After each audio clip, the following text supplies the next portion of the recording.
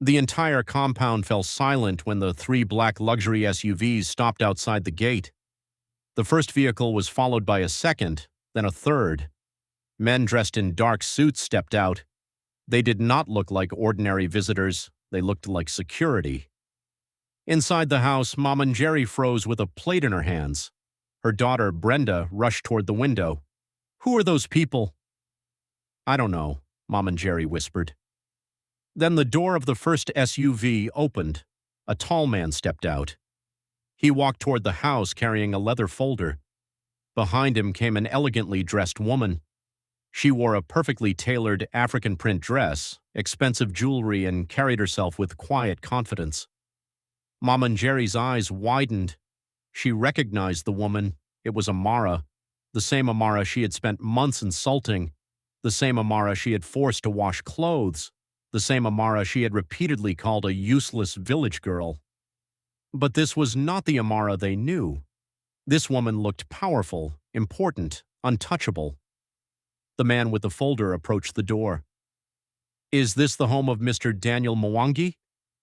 "Yes," Daniel's younger sister Brenda answered nervously. The man opened the folder. "My name is David Okoro. I'm the chief legal officer of the Adebayo Holdings Group." Mom and Jerry swallowed. David continued. "We have come to see Mrs. Amara Mwangi." Everyone stared at one another. Then Amara slowly stepped forward. "I am here."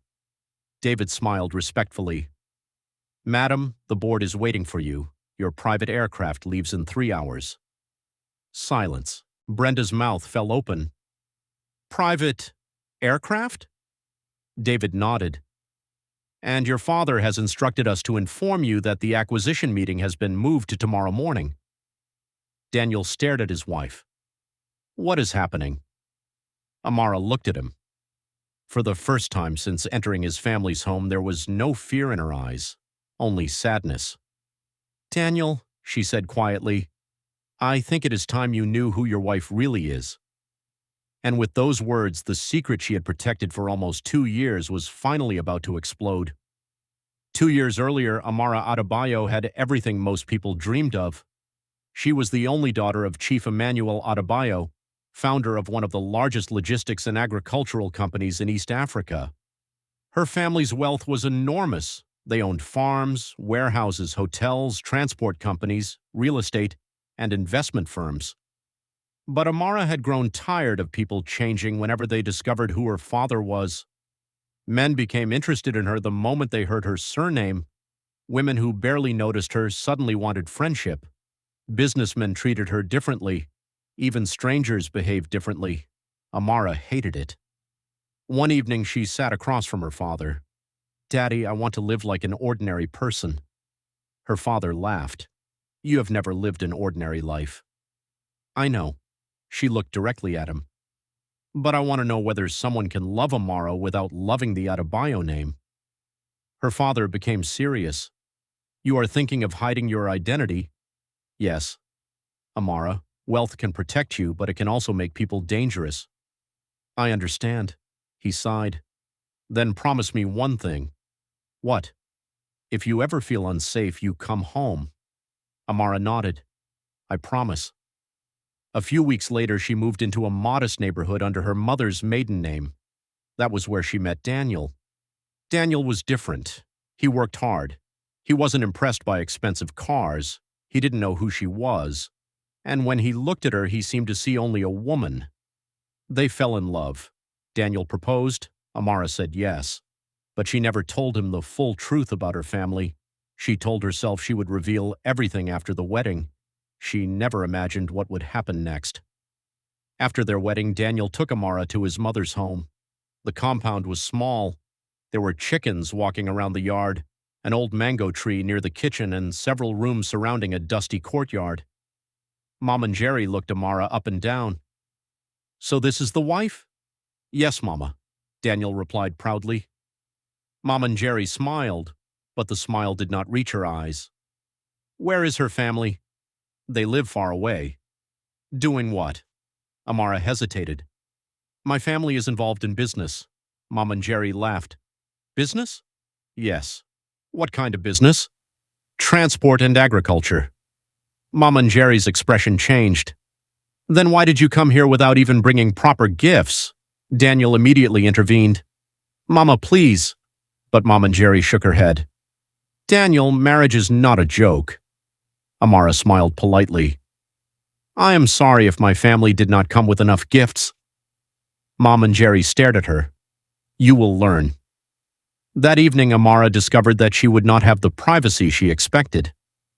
Daniel's mother expected her to cook, clean, wash clothes, fetch water, serve everyone.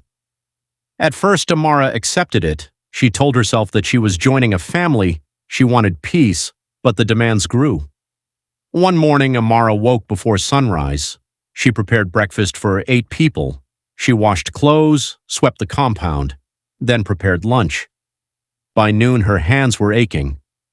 Brenda walked into the kitchen. Amara, yes? Did you wash my blue dress? I washed the clothes that were in the basket. My blue dress was there. I didn't see it. Brenda rolled her eyes. Of course. Amara looked at her. What do you mean? You always act innocent. Amara remained silent. Brenda walked away. Later that evening, Daniel returned from work. Amara hoped he would notice how exhausted she was. Instead, he said, Mama told me you argued with Brenda. I didn't argue with her. She said you were disrespectful. Amara stared at him. Daniel, you weren't there. I know. Then why are you believing her? Daniel sighed. Amara, please. I don't want problems between you and my family. Something inside her broke. I don't want problems either. Then just try harder. Amara nodded. Okay. That night, while Daniel slept, Amara sat beside the window. Her phone vibrated. A message appeared.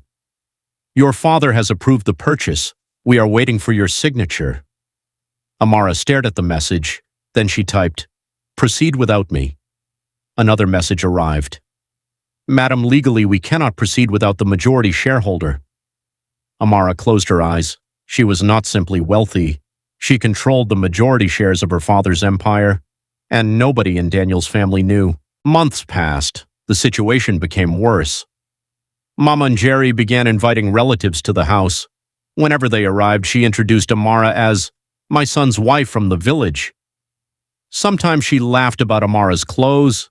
Sometimes she mocked her family. Sometimes she told people that Amara had married Daniel because she wanted to escape poverty. Amara never corrected her, but every insult was remembered. One afternoon, Mom and Jerry gave Amara a list. Go to the market. Amara looked at it. There are 20 items here. So? I thought Brenda was going. She refused. Amara sighed. Okay. She walked several kilometers to the market. On her way home, she received a call. It was David. Madam, your father is worried. I'm fine. You have been living like this for almost a year. I made a decision. You are the heir of Adebayo Holdings. I know. You don't need to prove anything. Amara looked at the heavy bags in her hands. I need to know whether my marriage is real. David became quiet. And if it isn't? Amara looked toward the sunset. Then I will know. Daniel eventually became distant. His mother constantly complained about Amara. She doesn't respect this family. She is lazy. She thinks she is better than us. She has brought nothing into this home. Daniel listened. Slowly, the accusations changed him. One evening, he confronted Amara. Mama says you refuse to contribute to the household. Amara stared at him. I have done everything she asks. She says you complain. Because I'm tired. Daniel shook his head. You've changed. No, Daniel. She stepped closer. You changed. He looked away. Then came the day that broke her heart. Daniel had a business opportunity. A wealthy businessman had offered him a partnership. The only problem was that the businessman wanted Daniel to marry his daughter. Daniel refused at first, but his mother encouraged him. She can give you a better life. Amara overheard the conversation. She waited for Daniel to tell her. He never did. Instead, she discovered the truth from Brenda. "You should leave," Brenda told her. Amara stared at her. "Why?" "Because Daniel deserves someone better." "Does he?" Brenda smiled. "Someone with money." Amara understood everything. She walked away. That night she called David. "Prepare everything." "For what?" "I am going home." The next morning, a mysterious black car arrived. A man stepped out. He approached Amara privately. "Madam, your father sent me." "Why?" "He says he wants you home." Amara shook her head. "Not yet." The man looked worried. "Madam, there are serious developments at the company." "What kind?" "Someone is attempting to move against your family's controlling shares." Amara's expression changed. "Who?" "We don't know yet." "Find out." "Yes, madam." Daniel happened to see the man leaving. He became suspicious. "Who was that?" "A family friend." "Why was he calling you madam?" Amara froze. Daniel stared at her. "Who are you?" She couldn't answer. Not yet. A week later, Daniel found an old document inside Amara's suitcase. It contained a photograph. Amara stood beside an older man. Daniel recognized the man instantly. He had seen him on television, Chief Emmanuel Adebayo, one of the richest businessmen in the region. Daniel's hands began shaking. He searched the internet. Then he found an article. Amara Adebayo named successor to family business empire. Daniel stared at the screen. His wife, the woman his family called poor, the woman his mother treated like a servant, was the daughter of a billionaire businessman. He sat down. Suddenly, everything made sense. The mysterious calls, the luxury cars, the expensive phone, the way powerful people treated her. But one question remained. Why had she hidden it? When Amara returned home, Daniel was waiting. "You lied to me." She stopped. "What did you find?" He held up the photograph. "Who are you?" Amara looked at him for several seconds. Then she said, "My name is Amara Adebayo." Daniel. Mama Jen re-entered the room. "What is happening?" Daniel looked at her. "Mama, you need to sit down." She frowned. "What?" Daniel showed her the photograph. Mama Jenry looked at Amara. Then at the photograph. Then back at Amara. "No." Amara said nothing. "No." Mama Jenry's voice shook. "You mean?" "Yes." Amara spoke quietly. "I am an Adebayo." Brenda dropped into a chair. Mama Jenry looked around the room. All the memories returned. Every insult. Every command. Every time she had called Amara useless. She suddenly remembered the day she had forced Amara to kneel while apologizing for supposedly disrespecting her. Mama Jenry covered her face. "Why didn't you tell us?" Amara looked at her. "Would you have treated me differently?" Mama Jenry had no answer. Amara continued. "That is exactly why I didn't tell you." Daniel lowered his head. "And me?" Amara looked at him. "I wanted to know if you loved me. Do you think I don't?" "I don't know anymore." The following morning, the entire neighborhood was shocked. Luxury vehicles arrived at the compound. Security officers surrounded the gate. Business executives arrived. Journalists scattered outside. Then Chief Emmanuel Adebayo stepped out of a vehicle. He was older now, but his presence commanded respect. He walked directly toward his daughter. "My child." Amara hugged him. "I am sorry, Daddy." He looked at the modest house. Then at Daniel. His expression became cold. "What happened here?" Nobody answered. Mama Jenry stepped forward. "Sir, we didn't know." Chief Emmanuel looked at her. "That is exactly the problem." He turned toward Daniel. "My daughter married you because she believed you loved her." Daniel lowered his head. "I did. But you allowed your family to humiliate her." Daniel had no defense. Chief Emmanuel continued. "My daughter owns more wealth than this entire neighborhood combined." Everyone became silent. Then David opened a folder. "Madam, the board is ready." Amara nodded. But before leaving, she looked at Daniel. "I still love you." Daniel looked up. But love alone cannot erase everything. The businessman who had tried to lure Daniel into another marriage suddenly disappeared from the picture. It was discovered that he had been working with people attempting to take control of the Adebayo company. The entire plan collapsed. Meanwhile, Mama Jenra's behavior became known throughout the community. People who once praised her began avoiding her.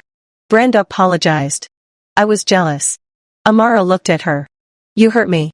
I know. I hope you learn from it. Then Brenda began crying. I am sorry. Amara nodded. Forgiveness doesn't mean pretending it never happened. Daniel had one final opportunity. He could leave. Or he could fight for his marriage. He went to Amara's family estate. He stood outside for nearly an hour before she came out. I didn't come for money, he said. Amara looked at him. I know.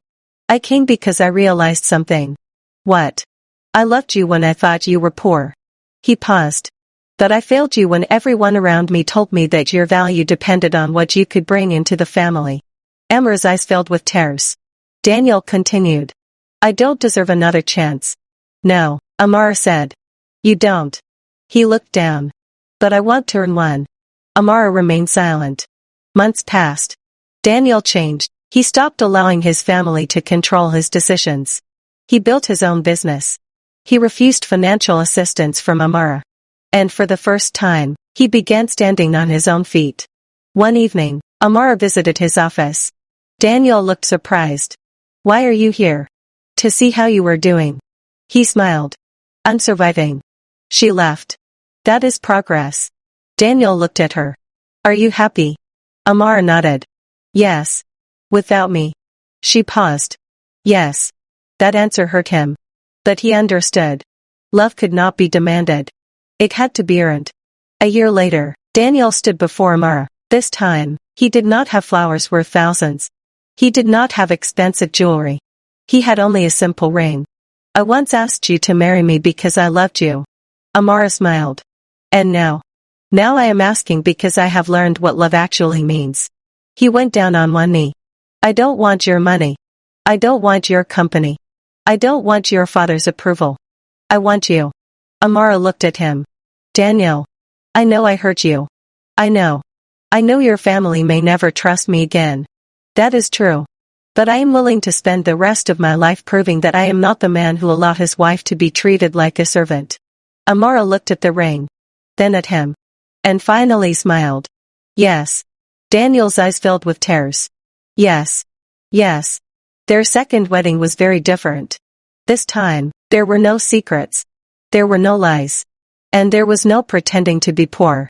Amara arrived surrounded by family, friends and business associates, but she did not arrive as a billionaire. She arrived simply as Amara. Daniel's mother attended the wedding. She approached Amara afterward. I have something to say. Amara waited. I was wrong. Mama Jenry's voice trembled. I thought wealth made someone important. She looked at Amara. But I learned that character is more valuable than money. Amara smiled. I forgive you.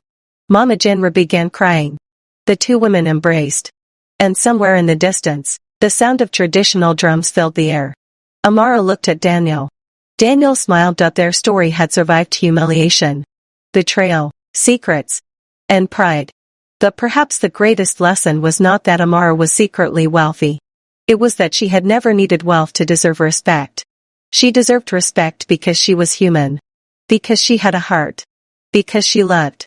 And because she chose dignity even when others tried to take it away. Never judge someone by the clothes they wear, the house they live in, or the money you think they have. Sometimes the person you treat as insignificant is the very person whose absence will teach you the greatest lesson of your life. And sometimes, the greatest test of love is not discovering how rich someone is. It is discovering whether you would still love them if you believed they had nothing. If you were Amara, would you have forgiven Daniel and his family? Or would you have walked away forever? Tell us your answer in the comments. If this story touched your heart, like this video, subscribe to African Tales Arising, and share it with someone who loves powerful African stories. And remember, respect people before you discover their worth because true worth is not always visible.